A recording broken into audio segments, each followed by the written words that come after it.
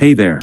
Have a quick banking question at 2 a.m.? Erica, Bank of America's virtual financial assistant, can help you 24/7 right in the mobile app or online. Welcome back to Guide with Samuel. Here's the simple way to use her.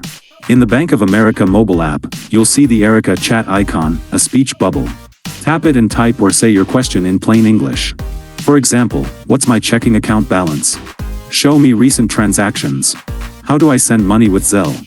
Erica can also help you find transactions, schedule payments, and provide credit score updates. My crucial pro tip? Use Erica to find and cancel subscriptions. Try asking, what recurring charges do I have?